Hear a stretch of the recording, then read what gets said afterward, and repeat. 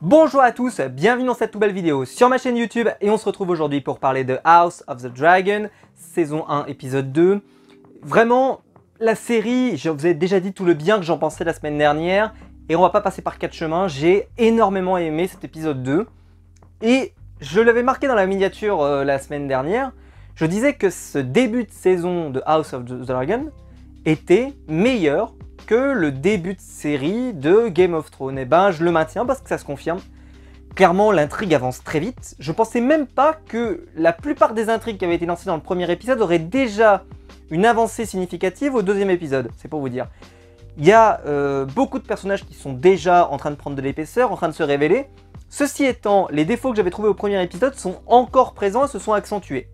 Bref, je vous laisse un bilan donc très positif, avec quelques bémols, mais clairement, c'est une très bonne série. Ce que je confirme d'ailleurs, c'est qu'il n'y a pas besoin d'avoir vu Game of Thrones pour apprécier cette série. Quelqu'un qui n'en aurait jamais vu un seul épisode pourrait très bien passer un excellent moment devant House of the Dragon. Je vois pas de raison, à part simplement peut-être quelques petites refs, mais encore c'est très léger. Franchement, c'est une série à part entière, c'est une série qui a trouvé son identité, qui a trouvé son rythme et surtout qui a identifié ses personnages. Et je vais commencer par un point, c'est que c'est un épisode qui très clairement est un épisode, alors j'ai eu peur pendant quelques secondes que y ait peut-être des gens qui partent un peu sur des débats un peu féministes et wokistes et tout ce qui s'ensuit, parce que il y a quand même un propos dans l'épisode qui vise à poser la question de la place de la femme dans ce monde de Game of Thrones. Et j'ai trouvé que ça a été tellement bien fait que j'ai l'impression que c'est pas ressorti. Et c'est très bien, parce que c'est tellement propre, tellement parfait, tellement subtil que il n'y a même pas de raison de venir critiquer la position de chacun. Ceci étant, on ne pouvait pas y échapper, c'est une évidence. L'actrice qui interprète Rhaenyra, comme je l'avais expliqué la semaine dernière, elle est vraiment exceptionnelle. Elle vole la vedette à tout le monde dès qu'elle apparaît quelque part, je trouve. À ce qui paraît, ils vont la changer. Hein. Après, ce sera une actrice plus vieille. Je trouve que c'est tellement dommage parce que l'actrice est tellement géniale que ce serait dommage de s'en priver. Mais bon, c'est comme ça. Ceci étant, elle éclabousse de son talent chaque scène où elle est là. C'est une évidence pour moi. Mais il y a eu des comparaisons, évidemment, pour ceux qui ont vu Game of Thrones, avec Daenerys. Et tout de suite, on fait des comparaisons. Est-ce qu'elle est aussi bien, est-ce que machin. Daenerys, quand elle apparaît au tout premier épisode, elle est pas du tout à ce niveau-là. Hein. Au début, il y a son frère qui est vraiment mis en avant, qui est un peu un connard, etc. Puis il va finir par être brûlé vif par Khal Drogo, etc., etc. Il faut du temps pour qu'elle devienne vraiment la Khaleesi qu'on connaît. Je dirais même que jusqu'à la fin de la saison 1, c'est pas encore une évidence. Je dirais même que d'ailleurs, à partir du moment où elle commence à arriver vers Myrrine, etc., là, elle a vraiment déjà pris une dimension où quand elle libère les esclaves, là, déjà, elle a pris cette dimension de grande reine qui, globalement, fait tout de suite forte impression. Là, ici, on est dans une situation avec un personnage qui est extrêmement fort, mais qui justement est forte, mais elle a un dragon. C'est-à-dire qu'à un moment, elle dit quand même une vérité, c'est qu'elle a un dragon et qu'elle peut s'en servir. Et que c'est comme une bombe atomique, c'est-à-dire que ça pose la question de j'ai un objet qui permet, un objet, je parle d'objet pour dragon, mais vous m'avez compris, qui permet de, même si je ne suis qu'une femme, de quand même rappeler qui je suis une Targaryen, et j'ai ce statut et on me doit le respect. Et je dirais que c'est super bien fait. Et vous allez me dire, ah mais d'accord, donc il a parlé de ça, mais pourquoi il dit que on a développé beaucoup la position de la femme? Parce que ce n'est pas uniquement ça qui a été servi. Avant cette apparition, on a aussi eu la fille de la main du roi, qui est dans une sorte de relation avec le roi, qui va se développer tout le long de l'épisode, mais qui est déjà comme démarré à l'épisode précédent, et qui, pareil, a une position très différente, et qui pose également la position de la femme. À quoi elle sert? Est-ce qu'elle sert juste à faire des enfants pour justement continuer la lignée? Est-ce qu'elle peut avoir d'autres rôles? Est-ce que si jamais un garçon mâle arrive, eh ben, est-ce que ça va déclasser la Rhaenyra, etc., etc. Je trouve que c'est extrêmement intéressant. Et puis, bah, vous avez la toute petite fille, qui est de la famille Targaryen, qui pourrait se marier avec le roi, mais c'est un peu étrange, le roi y est pas favorable, mais bon, il comprend les enjeux politiques, et des fois, juste la politique, voilà, il n'y a pas vraiment de raison véritablement objective, juste de se dire, bah voilà, il faut une alliance, et tu vas te marier avec une fille de 12 ans. Et le roi, il dit, bon, je vais peut-être pas me marier avec une fille de 12 ans, et il n'a pas forcément envie. Et ça, il y a une question de l'envie, et une question de juste du réalisme. Et on voit qu'à la fin, bah, il plonge plutôt dans l'envie. Bon, en vrai, je vous le dis, dans le vrai monde médiéval, normalement, l'envie, ça compte pas tellement, même si dans Game of Thrones, on avait vu que ça pouvait compter, puisque Ned Stark, par exemple, quand il choisit sa femme en deux, il dit pas forcément c'est ce mariage-là que je dois faire, etc., même si ça a été un mariage arrangé, mais c'est aussi parce qu'il a aimé sa femme aussi, donc ça a aidé. Mais c'est pas le cas de tous les mariages. Quand Cersei se retrouve avec Robert, globalement, c'est un mariage, elle est pas très heureuse, elle est vraiment malheureuse. Mais c'est comme ça, t'as pas toujours les accords que tu souhaiterais et tu fais pas toujours le bon choix, ou en tout cas le choix que t'aimerais. Et là justement, je trouve que ça posait bien le débat là-dessus. Mais pareil, on a la sœur donc du roi qui, elle aussi, aurait pu avoir des prétentions pour le trône, mais qui n'a pas été choisie. Donc on se dit, bah peut-être qu'il faudrait la choisir. Et il y a toute une discussion sur le fait que ça peut être qu'un héritier mâle, parce que le pouvoir, s'il était incarné par une femme, ça n'irait pas, nanana. Sauf que quand elle arrive avec son dragon Rhaenyra, elle met tout le monde d'accord. C'est-à-dire qu'il n'y a plus de question de est-ce que c'est une femme, est-ce que c'est un homme, est-ce que c'est... On s'en fout. C'est juste l'héritière du trône. On s'en fiche de son genre. C'est-à-dire, elle est arrivée, elle a dit « Je suis l'héritière du trône et je vais récupérer mon œuf. Et tu vas me le rendre. » Et d'ailleurs, il y a ce moment un peu étrange où il dit « Mais tu risques vraiment ta vie là, tu as quitté le dragon en plus, il n'est plus vraiment sous ta protection. » Elle dit « Si, il va toujours me protéger, t'inquiète pas. » Mais dans l'absolu, elle dit « Non, mais de toute façon, je veux y aller et puis tu n'es pas en capacité de me retenir de toute façon. » Allez hop, elle y va. Et là, elle fait le face-à-face avec Daemon. Et c'est le face-à-face, mais ce face-off, je pensais pas qu'on l'aurait dès l'épisode 2. C'est pour vous dire que la série avance énormément. En un seul épisode, on a déjà eu ce face-off que j'imaginais pas arriver avant plusieurs épisodes. On a déjà eu le choix de la future épouse du roi. On a déjà eu une apparition de dragon et un truc un peu où tu te dis putain ça envoie. On a déjà eu une scène de bataille avec un homme qui a comme identité, alors je trouve que c'est un peu obscur, mais ce serait donc un leader de crabe qui serait en train d'épier donc dans les mers et qui serait un peu un indépendant, mais donc on peut pas vraiment contrôler. Alors je comprends pas tellement, ça c'est le seul truc que j'ai pas trop aimé dans l'épisode, c'est cette justification de dire on ne peut pas intervenir. C'est-à-dire qu'il y a quelqu'un qui est en train de foutre le bordel dans ta mer, et en gros tu ne peux pas intervenir parce que ça poserait des problèmes avec les cités libres, etc., etc. Oui, donc les cités libres sont libres, mais dans l'absolu, si tu viens t'attaquer aux possessions et aux bateaux qui clairement doivent être identifiés avec des bannières comme appartenant à telle cité, normalement, il y a un moment donné, ils sont en capacité de répliquer. C'est un peu bizarre cette façon de dire non, on ne peut pas répliquer parce que ils sont soutenus par des cités libres, et si on s'en prend à eux, ça serait une première, ça serait machin. Je trouvais que c'était... En gros, ils l'ont balayé sous le tapis comme ça, un peu en disant non, non, ne vous inquiétez pas, ça compte pas, machin, allez hop, Jean-Pierre, au revoir. J'ai trouvé ça surprenant parce que pour moi, mais bien sûr, attends, tu viens t'attaquer à mes bateaux, tu crées des massacres, etc. Mais bien sûr que je vais te zigouiller, c'est une évidence. Et ben là, ça a été vite mis sous le tapis. Donc l'épisode a vraiment eu ces deux motivations, raconter l'ascension de Rhaenyra comme vraiment l'héritière solide du roi, qui au début de l'épisode, on lui sous-entend même toute la première moitié de l'épisode, que en gros elle est bonne qu'à faire le service, qu'à aller choisir un mec pour faire partie de la garde royale, mais sans lui donner véritablement de pouvoir intéressant, qu'elle peut pas vraiment donner son avis, que son avis n'est pas pertinent, même si elle propose quelque chose qui pourrait être intéressant, il est tout de suite botté en touche par les gens en disant non c'est bon allez, va faire la cuisine, va faire la vaisselle, etc. mais va pas nous embêter. Et c'est terrible, parce qu'elle dit mais peut-être que ce que je dis c'est peut-être pas si con. Et quand elle choisit quelqu'un, et ben voilà, elle fait preuve d'autorité. Et elle a fait preuve d'autorité tout le long de l'épisode, et il y a ce déclencheur de cette discussion de famille, famille plus ou moins éloignée, hein, vous l'avez compris, qui vise à lui rappeler qu'elle n'est qu'une femme et qu'elle ne peut pas prétendre à avoir plus que ce qu'elle a actuellement et à faire simplement le service. Et il y a c'est comme si en gros elle avait eu un électrochoc cette phrase en disant mais je peux faire plus que le service et je vais le montrer, je vais le prouver, j'ai un dragon, je sais le contrôler, je sais le piloter, je peux partir comme ça, qui m'en empêchera, qui peut me retenir véritablement, ils oseraient me tuer puisque moi je suis la future reine entre guillemets, en tout cas je suis l'héritière principale, ils oseraient me faire quoi que ce soit, et ben non, et hop elle part et voilà c'est très très intéressant. J'aime beaucoup le personnage de la main du roi, je l'aimais déjà la semaine dernière et je l'aime encore plus. Je trouve qu'il est dans une position très juste, j'ai trouvé que c'est un argument de dire bah non le roi peut pas y aller, c'est à moi d'y aller, donc je trouvais que c'était très bien.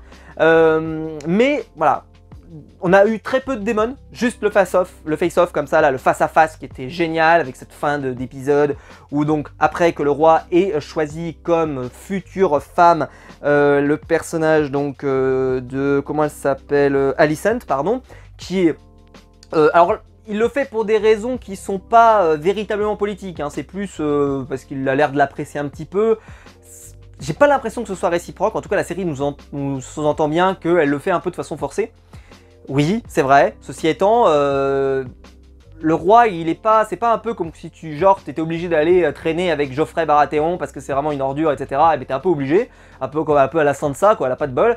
Là, le roi, il a l'air gentil, il a pas l'air, tu vois, c'est pas... D'ailleurs, tu vois, il est même un peu dans ce postulat de dire, moi, en fait, je veux pas changer de femme. C'est-à-dire qu'il est même dans l'idée de, on va me mettre une femme dans les pattes. À la limite, je préfère avoir une femme avec laquelle je peux avoir des enfants rapidement parce que c'est le but pour se marier, plutôt qu'avoir une femme de 12 ans qui, globalement, n'a pas d'intérêt pour moi. Je veux dire, j'ai pas besoin d'une femme. J'ai pas besoin d'une femme, j'ai besoin d'un héritier, en fait. C'est ça dont j'ai besoin.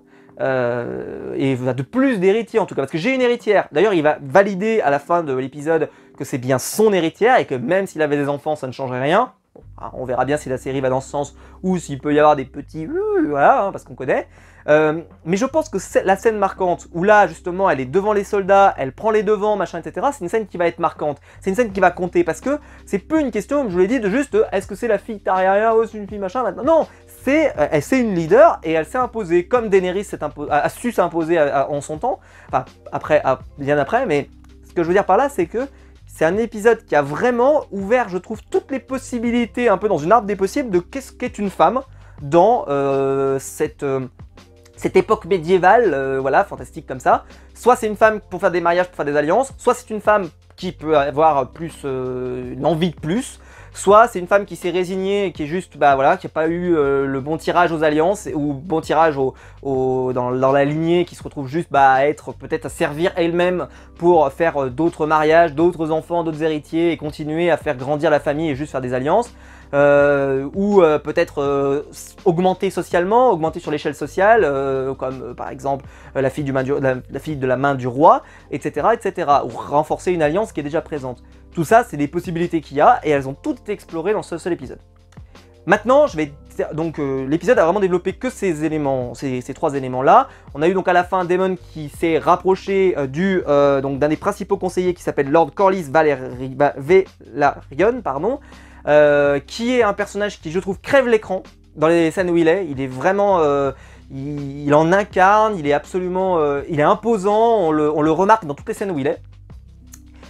Je vous ai expliqué depuis le début, que si vous avez entendu, que en gros, Daemon est excellent, que Rhaenyra est excellent, lui il est excellent, que...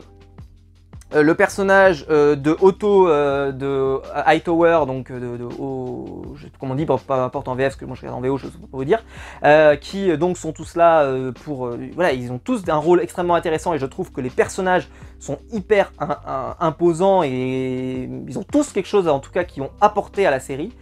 Et même la fille également aussi, hein, Alicent, qui clairement aussi marque les esprits. Et donc je vais faire un énorme bémol, et je l'avais fait la semaine dernière et je vais le refaire, mais je l'ai partagé sur Twitter et j'ai vu que les gens n'étaient pas d'accord. Alors je vais justifier parce que sur Twitter j'ai fait un message très court forcément. Mais là je vais justifier, parce que vous allez comprendre. J'ai dit, je suis pas fan du roi, d'accord, donc du roi Viserys Targaryen, je suis pas très fan. Je suis pas très fan de l'acteur, je trouve qu'il joue pas très bien. C'est mon point de vue, c'est ma position. Alors, je trouve qu'il a l'air pas très convaincant dans le rôle, mais on m'a répondu oui, mais c'est normal, parce que c'est un roi faible, et il est censé représenter le roi faible. Donc en fait, le fait qu'il ne soit pas un roi convaincant, c'est plutôt qu'il le joue bien, le rôle. Eh ben je suis pas d'accord. Mais je vais le prouver, parce que c'est bien beau de l'affirmer, il faut que je le prouve. Effectivement, c'est vrai que quand il se retrouve dans le conseil restreint, globalement, d'autres conseillers sont plus charismatiques que lui. Sa main du roi, elle est plus charismatique que lui. Également, le personnage de Corlys Velaryon, pardon, est plus charismatique que lui. Tous les personnages qu'il a rencontrés dans le cercle politique sont plus charismatiques que lui. Vous allez me répondre, c'est normal, c'est parce qu'il est inférieur à eux, justement il a une situation de faiblesse, c'est compliqué, etc. Ça se justifie, très bien. Il est également, je le trouve, il est très inférieur à Daemon. C'est normal, c'est pareil, c'est le frère ambitieux, etc. etc. C'est normal, je suis d'accord avec vous. Par contre, vous pouvez me la justifier, celle-là, qu'il est inférieur à sa fille également. Et quand sa fille elle est en train de faire le service, elle attire toute la lumière dans la salle, alors que lui, c'est lui qui est en train de s'exprimer, c'est lui qui est en train de parler, mais on ne s'intéresse qu'à elle. Vous savez me répondre, c'est la réalisation, évidemment. La caméra s'est posée véritablement sur sa fille, c'est elle qu'on regarde, c'est elle qu'on décrypte, c'est elle qu'on analyse, donc c'est elle qui compte en réalité, donc c'est normal qu'il passe au second plan. Allez, je vous l'accorde quand même, même si globalement, franchement, je trouve que c'est déjà très généreux de votre part. Mais là, j'ai un cas précis, un cas évident, c'est quand il se retrouve dans une pièce fermée avec juste Alicent, d'accord ? qui est juste la fille de la main du roi, c'est tout, c'est son seul statut. Hein. Peut-être qu'elle peut devenir plus et elle va devenir plus, mais c'est simplement ça. Même là, je suis désolé, le roi n'est absolument pas l'élément charismatique qui intéresse votre regard. C'est la fille qui intéresse votre regard. Et là, me dites pas qu'il y a une réalisation particulière qui est vraiment poussée pour que ce soit la femme qui soit mise en avant dans la scène. Absolument pas, c'est juste que le roi n'impose pas, n'implique pas, et surtout, même dans une scène comme ça, où il est un peu dans un cadre intime, et donc justement, il n'y a pas une question de juste d'en imposer, mais il est quand même le roi, il ne se passe rien, parce qu'elle lui montre beaucoup de respect, elle est vraiment aux petits soins avec lui, etc. Et surtout, bah voilà, on sent qu'il y a vraiment un rapport de respect avec lui, donc normalement, on devrait le sentir. Et ben même là, on le sent pas. Même là, on le sent pas. Donc on le sent jamais. Et donc, ce qui veut dire que dans un cadre public, privé, politique, privé, politique, public, dans n'importe quel cadre, le personnage n'incarne rien. Il est nul. Et donc moi, personnellement, je trouve que l'acteur l'incarne très bien, très mal, et je suis pas du tout client. Alors bon, il a l'air d'être pas mal malade, hein. On a vu qu'il avait une nécrose à la main. J'ai pas tout à fait compris de où est venue cette nécrose, ça n'a jamais été très clair, j'ai l'impression, dans la série, donc n'hésitez pas à compléter mes informations si vous en avez.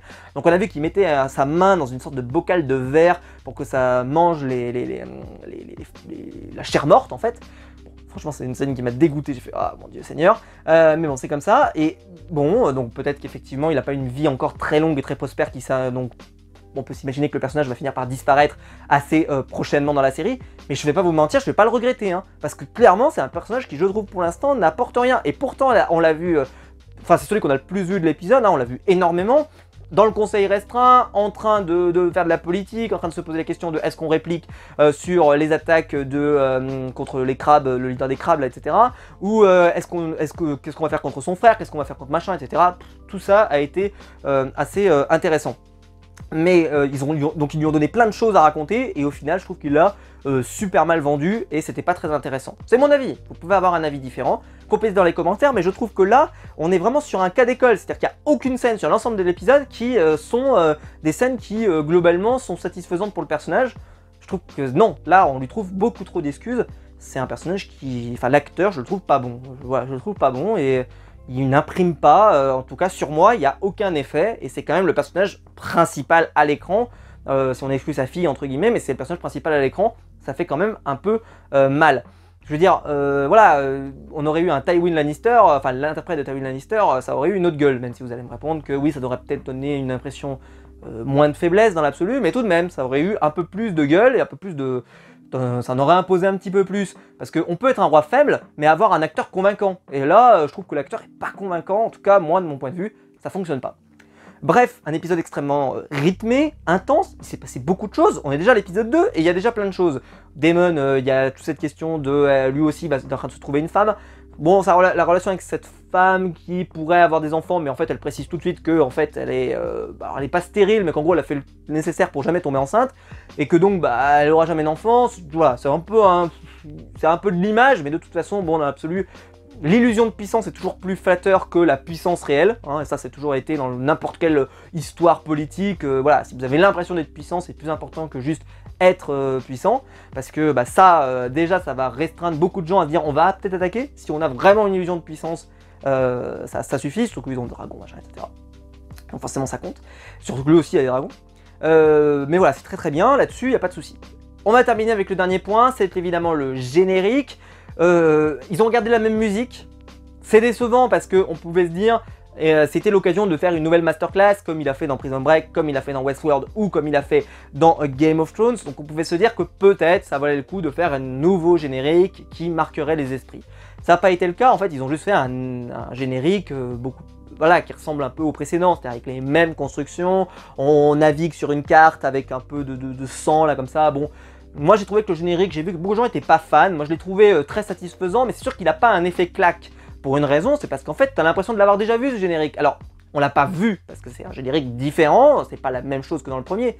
Mais techniquement, artistiquement, c'est un générique qui n'apporte rien, qui est juste le même générique qu'on avait dans Game of Thrones. Et ça, bah, je vais pas vous mentir, j'étais un peu déçu. Déçu, hein, c'est relatif, hein. Mais j'ai été déçu parce que on se dit, bah voilà, c'est juste un générique. Et qu'on se disait pas, c'est le générique de Game of Thrones, comme on l'a fait pendant si longtemps. Ceci étant, j'ai pas été non plus déçu, c'est-à-dire au point de me dire « Ah, c'est un mauvais générique ». C'est juste que on pouvait espérer mieux. Voilà, c'est ça que je dirais, moi c'est juste on pouvait espérer mieux, mais le générique est satisfaisant. C'est sûr que c'est vrai qu'une nouvelle musique ça aurait été sympa, mais il y aurait eu un risque aussi que ça déplaise. C'est-à-dire qu'on fait une nouvelle musique, c'est un peu comme quand, je sais pas, vous faites l'attaque des Titans et puis vous changez de générique tous les ans. Bah ouais, mais en vrai, le générique, le tout premier, il est meilleur que tous les autres génériques qu'ils ont fait. Et ben après, ils ont un peu tourné autour du pot, tu vois, ils ont remis un peu le premier, mais ils l'ont un peu modifié, ils ont un peu machin. Parce qu'en vrai, bah, quand t'as fait la masterclass ultime dans un générique, c'est très dur d'arriver à faire mieux. Et je pense que soit il s'est dit, je n'arriverai pas à faire mieux. Genre, il a essayé plein de trucs, il a fait non, mais je fais pas mieux. Et donc, ils sont restés là-dessus. Ça fera un peu une unité dans tout l'univers Game of Thrones, un petit côté Star Wars. J'espère que je manque de respect à personne en disant ça, mais c'était dans l'idée de, bah, on aura le même générique pour tous les films Star Wars, et ben, sauf les spin-offs, etc. Mais là, en fait, on aura les mêmes génériques pour toutes les séries Game of Thrones. C'est pas si mal, hein, ça fait une unité, enfin en tout cas le même son de générique, parce qu'on change le générique évidemment avec les cartes qu'il y a à disposition. Mais voilà, en tout cas j'ai beaucoup aimé, je me suis régalé, j'ai passé un excellent moment, je vous ai pas parlé évidemment que les dragons, que je trouvais qu'ils avaient été mal faits dans le premier épisode, sont bien mieux faits dans cet épisode, je sais pas si c'est parce que... Je me souviens que Game of Thrones, il y avait des fois où on nous disait que il y avait des fois des budgets qui vacillaient entre les épisodes. Des fois ils avaient plus de budget pour un épisode que pour un autre. Peut-être que là, sur cet épisode, vu qu'il y a eu peu de scènes de combat, qu'il y a eu assez peu de choses, etc., et ben, ils ont misé véritablement sur la scène de fin, et là, ils ont mis tous les moyens. Et c'est vrai que cette scène de fin, eh ben, elle était magnifiquement tournée, le dragon, il est très impressionnant, le travail du son, le travail... Juste même, d'ailleurs, le fait qu'elle se pose sur le dragon, je trouve qu'on voyait pas comme l'autre fois, où c'était vraiment sur fond vert, c'était pas joli, enfin, je trouvais que c'était pas palpable. Là, quand elle est sur son dragon, quand il se pose, etc., on a vraiment le sentiment qu'il est là, en tout cas, c'est beaucoup mieux fait que les fois précédentes, enfin, que l'épisode dernier, où j'avais trouvé que c'était pas très beau. Là, il y a eu vraiment un effort de fait. Est-ce que ça veut dire qu'on aura une série qui va osciller, c'est-à-dire avec des fois où ils ont misé dessus, et donc ils vont faire des vrais bons boulots techniquement, et des épisodes un peu en dessous, parce que voilà, le budget oscille de temps en temps. C'est peut-être dommage, mais bon, c'est comme ça. En tout cas, moi, là, sur cet épisode, j'ai rien à redire, à part sur le personnage du roi comme je l'ai fait, mais franchement le reste c'était excellent, hyper bon rythme, surtout que ça fait plaisir à dire dans Game of Thrones, parce que dans Game of Thrones, il y a eu des saisons par exemple où des fois on traînait la patte, parce que le roman avançait pas assez vite, et donc on traînait, on faisait durer des scènes qui parfois avaient pas besoin de durer, on faisait durer des arcs entiers très longtemps, qui n'avaient pas besoin de durer aussi longtemps. Là, on avance vite, on avance bien, et je suis déjà très intéressé de voir l'épisode 3. Dites-moi dans les commentaires vous ce que vous avez pensé de cet épisode, s'il vous a convaincu tout autant que moi. Si la vidéo vous a plu, vous pouvez la liker, vous pouvez vous abonner, vous pouvez la partager sur les réseaux sociaux. Il y a le bouton rejoindre juste en dessous pour donner mon soutien et je vous en remercie. Et quant à nous, on se retrouve très vite pour des nouvelles vidéos sur ma chaîne YouTube. Ciao!